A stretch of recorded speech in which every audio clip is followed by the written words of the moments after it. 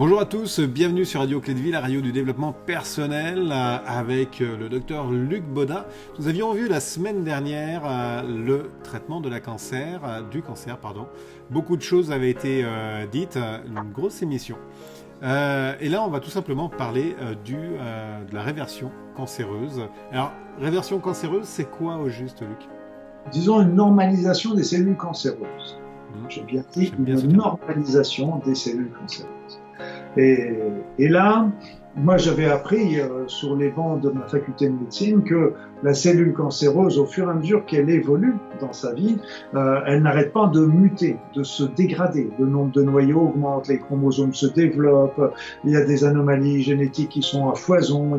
Donc elle se transforme d'une manière exubérante au cours de toute sa vie.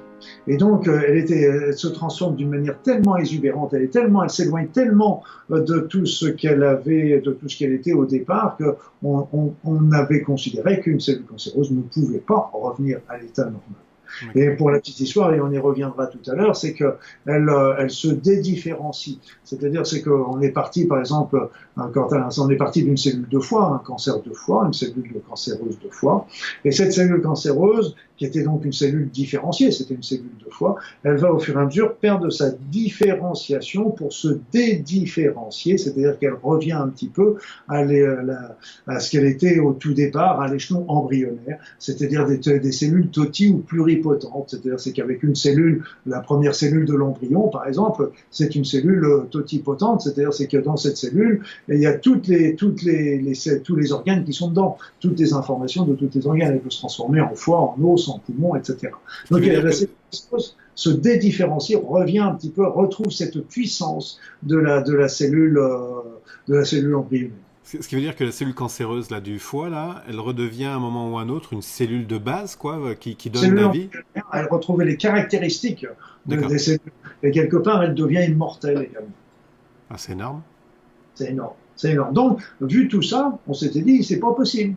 Bon, moi, on m'a dit, c'est pas possible. Je veux dire, comme j'ai été bien programmé là-dessus, jusqu'au jour où je l'ouvre mon journal le quotidien du médecin que tous les médecins en France reçoivent, et puis je lis que il y a eu une recherche qui a été faite avec de la vitamine A, dérivée tout transisorétonéique, qui a été donnée dans certaines leucémies, et qui a permis à faire revenir les cellules leucémiques en cellules normales.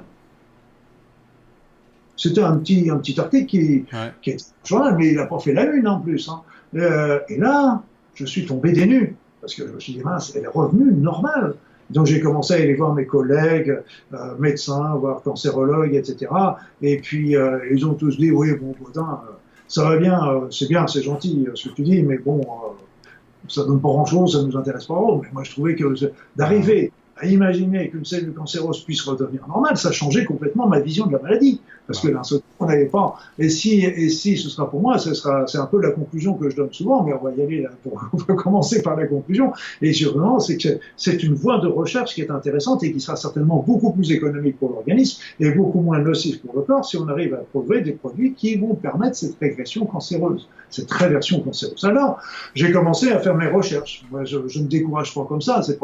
Donc, j'ai commencé à faire mes recherches et je me suis aperçu que, déjà, c'était pas une découverte. Parce qu'en fait, il y avait déjà un professeur Sachs, je crois, qui était en Israël, qui avait montré que des cellules cancéreuses redevenaient normales, se normalisaient, même sous l'effet de certaines chimiothérapies. Okay. Ça veut dire que les chimiothérapies, on pense d'ailleurs que quand on fait une chimiothérapie, évidemment, le but est de détruire ces cellules cancéreuses, mais il semblerait qu'il y en a un certain nombre, on pense même que ça pourrait être dans les 20 ou 30%, qui se normalisent. Et donc, c'est pas. Après ça, je me suis dit, ok, la leucémie qui était en question, c'était une leucémie qui avait un problème au niveau génétique par rapport à la vitamine A. Bon, je me suis dit, alors peut-être que c'était un cas l'exception qui confirme la règle. C'était un problème génétique sur la vitamine A, on amène de la vitamine A et ça solutionne le problème. Bon, alors je me suis dit, est-ce que ça on peut l'obtenir avec d'autres? Et donc là, c'est là que j'ai commencé à rechercher, puis je me suis aperçu, par exemple, même la vitamine A donne des réversions aussi cancéreuses dans certains cancers de la prostate, du col de l'utérus, etc., etc. Donc, ce n'était plus un épiphénomène, c'est qu'on pouvait avoir des résultats. Alors, elles vont pas, la vitamine A n'allait pas transformer toutes les cellules cancéreuses en cellules normales, mais elle arrivait quand même à faire une réversion cancéreuse. Et on s'est aperçu après que dans la littérature, on annonce comme ça que pas mal de produits, même comme le Viscomalbum, utilisé par les anthroposophes, même la bromélaïne, qui est une enzyme tirée de la tige de l'ananas, etc., auraient aussi des capacités de faire régresser. On pense aussi à la vitamine D qui va travailler sur les chromosomes et donc qui va se transformer en thymostérine puis en thymostérone et qui va agir dans les noyaux et donc ça va permettre la réparation du chromosome, donc ça va entraîner soit la destruction, la mort, l'apoptose de la cellule cancéreuse, soit sa réparation. Et donc, la vitamine C, on pense que c'est aussi quelque chose qui est important. On a même aussi des thérapies qui nous montrent que ces thérapies, c'est des thérapies de redifférenciation, pardon, parce que c'est des thérapies avec des vitamines, avec des oligo-éléments qui sont faits aux États-Unis. Et donc, on donne ces produits parce que ces cellules cancéreuses, comme j'ai dit tout à l'heure, sont dédifférenciées. Donc, si ce sont des produits naturels qui permettent une redifférenciation de la cellule cancéreuse, quand elle se redifférencie, à ce moment-là, soit elle se suicide, soit elle se répare également.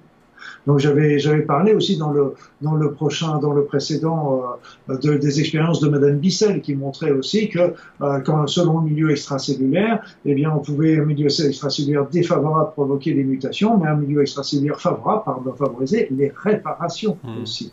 Donc on parlera aussi des phénomènes d'épigénétique. On s'est aperçu que selon le mode de vie, on va ouvrir ou fermer des cellules, des gènes cancéreux ou des gènes de bonne santé. Donc ces phénomènes sont assez troublants et là, encore plus troublant, c'est que d'une manière spontanée dans les tumeurs cancéreuses, eh bien, on sait qu'il y a des cellules cancéreuses qui vont devenir spontanément normales. D'accord. On les a même appelées les cellules révertantes. Alors, c'est sûr que pour qu'une cellule normale devienne cancéreuse, il faut à peu près dans les 2000 à 3000 mutations génétiques pour arriver au stade du cancer. Pour qu'une cellule cancéreuse redevienne normale, révertante, elle retrouve une fonction normale, mais elle ne retrouve pas encore un aspect normal. Il faut entre 100 et 300 normalisations génétiques pour qu'elle retrouve sa fonction normale. Donc, c'est moins. C'est moins, voilà. Donc ça veut dire qu'elle n'a pas retrouvé toutes ses caractéristiques de normalité, mais elle a retrouvé suffisamment de normalité pour retrouver sa fonction au niveau de l'organisme. Donc pour moi, ça a été une révélation parce que je me dis mince, mais dans l'avenir, on pourrait travailler à ce moment-là avec des produits naturels, voire même chimiques, peu importe, on s'en fiche. Le principal, c'est d'arriver à faire revenir ces cellules cancéreuses. Et moi, j'utilisais souvent cette argumentation-là pour les personnes qui utilisaient beaucoup les techniques de visualisation. Oui, justement. Voilà, parce qu'elle me disait, moi je fais de la visualisation sur mon cancer. Je disais, ok, mais qu'est-ce que vous faites? Elle me dit, c'est pas difficile, je vois mes cellules cancéreuses, je vois mes cellules immunitaires, et puis je vois mes cellules immunitaires qui vont attaquer les cellules cancéreuses pour les détruire. Et oui, c'est intéressant, mais ça n'empêche que votre corps, pendant ce temps-là, c'est un sacré champ de bataille. Et donc, et si on prend le problème à l'envers, et si on prend le problème différemment, plus exactement, et si on se dit, ok, ces cellules cancéreuses, si elles sont devenues cancéreuses, c'est qu'elles avaient une bonne raison pour l'être. Parce que justement, moi, peut-être mon mode de vie, mon mode de pensée a fait que... C'est ce qu'on avait discuté un petit peu avant, justement, de l'impact du déclencheur, quoi. Du facteur déclenchant. Donc, elles ont une raison pour ça. Et donc, là, plutôt que de les attaquer encore et d'aggraver encore la situation, et si on leur envoyait de l'amour, c'est un petit peu comme pour les enfants qui font les enfants fugueurs. Donc, pour les faire revenir, on va pas commencer à les enguirlander. Donc, on va plutôt les envoyer de l'amour en disant, ok, j'ai compris pourquoi tu fuguais, je vais faire des efforts, on va changer les choses à la maison, mais reviens, tu nous manques, on t'aime, etc. Et donc là, c'est pareil. ok, tu t'es muté, etc. pour des tas de mauvaises raisons que j'ai pas compris à l'époque. Mais maintenant, bon, bah, j'ai compris, bah, je vais changer des choses, je vais changer dans ma vie, je vais écouter ce que tu as à me dire, je vais modifier les choses, mais je te envoie plein d'amour, reviens. Et ça, j'ai fait ça surtout sur la fin de mon exercice médical. Alors, je peux pas dire que j'ai vu un résultat probant sur l'évolution des cancers. Par contre, ce que je peux dire, c'est que j'ai vu un résultat probant sur l'état psychologique des personnes. C'est que, ce coup, elles reprenaient leur unité et leur corps devenait un champ d'amour et non pas un champ de guerre. C'est ça. Je me permets de rebondir sur ça, hein, parce qu'en effet, on a toujours tendance toujours. C'est peut-être excessif, mais en effet, l'approche, c'est de dire, ok, je vais envoyer mes petits soldats qui ont bousillé la maladie. Mais en fait, et puis bon, ça secoue un peu tout le reste. Mais si on change, en effet, comme ce que tu indiques, de vision, en disant, bah non, on va envoyer de l'amour, de l'éducation, de la compassion, etc., ça a quasiment le même effet. En tout cas, moi, dans mon corps, c'est comme ça que je le vis. C'est aussi qu'on a compris le sens de pourquoi. Ouais. Et puis, faut pas leur dire on a compris, mais c'est d'avoir compris aussi, d'être prêt à changer ça, parce qu'à partir du moment où eux sont quelque part des messagers de quelque chose qui ne va pas.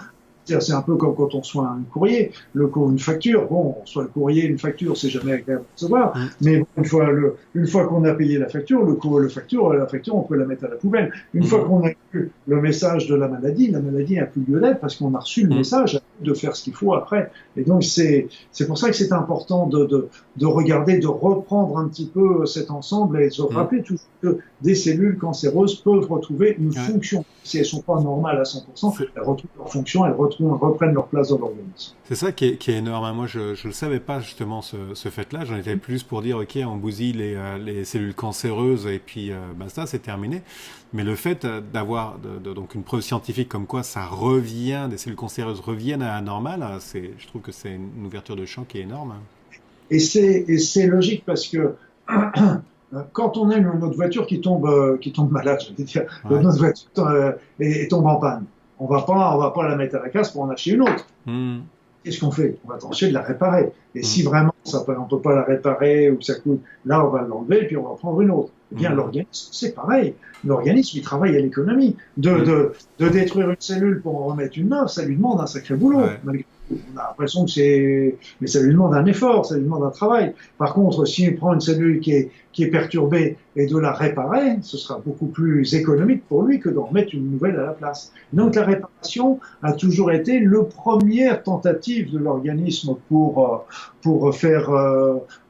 solutionner des problèmes comme ça. Et on voit bien, parce qu'en fait, quand une cellule commence à se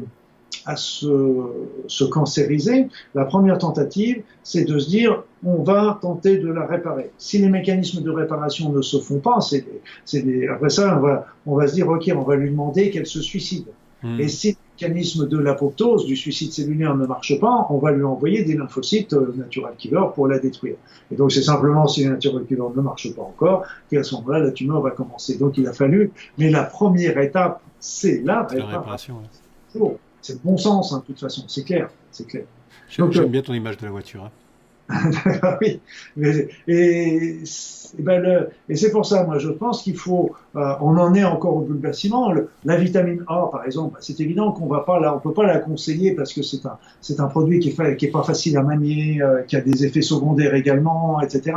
Et même même les Chinois qui avaient travaillé avec la vitamine A et c'était quoi? C'était pas du cyanure, c'était un produit comme ça, qui était pas très sympathique non plus. Ils avaient obtenu des régressions qui étaient encore de l'ordre de 90% dans certaines tumeurs, dans certaines cellules leucémie, etc. Bon, après ça, le traitement lui-même était aussi agressif, mais ça veut dire que la voie est ouverte. Aujourd'hui, on n'a pas les outils encore pour le faire, mais ça veut dire que c'est possible, et si c'est possible, voilà.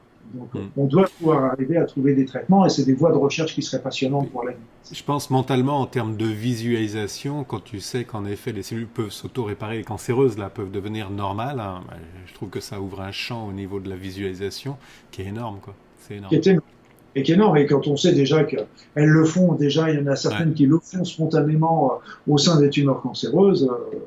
je veux dire, allons-y, n'oubliez pas, c'est un message qui passe, que le cancer, qu'il est là en train de dire, il faut changer des choses. Ok, ben je change, et puis ben, à ce moment-là, on change de vie, on change son mode de pensée, on solutionne le conflit, et puis après ça, le meilleur peut arriver. Ouais. Et c'est pas toujours évident de changer, et il y a peut-être quelque chose à réfléchir derrière ça. Je disais à mes patients, je suis pas là pour vous demander toujours des choses faciles. C'est ça. Mais c'est la maladie qui le demande. Ouais, c'est pas le docteur, c'est la maladie qui le demande. La solution est souvent dans le changement en fait de son mode de vie, c'est clair. Son mode de vie et de penser. Et de penser, oui. Quand je parle de mode de vie, j'englobe la totalité. Pour moi, c'est très holistique. Tu vois, il y a ce qui m'irrite un petit peu souvent, c'est qu'on a trop tendance à se focaliser, par exemple, sur l'alimentation. Ouais. Pollution, le tabac, l'alcool, c'est vrai, c'est des gros responsables. Le mode de vie est responsable de 60 à 65% des cancers sur le plan physique. Mais on oublie un petit peu trop le reste qui est au moins aussi important que l'alimentation, etc. Il faut avoir une vie très, très holistique. Allez. Sur ce, je te souhaite tout le bonheur du monde. On arrive déjà à la fin de l'émission. C'est fou, hein, ça passe vite. Je vais regarder ton horloge, tu dois me la trafiquer, ça. Non, on est même. Allez, au revoir, Alexandre. Allez, à tous, et puis la semaine prochaine, on va parler de l'épigénétique. Hein, on en a déjà un petit peu parlé. Je trouve ça génial, l'épigénétique. Hein, c'est assez exceptionnel. Ça m'intéresse. Ouais. Allez, à tous, bye bye. Luc, ciao. Bye bye.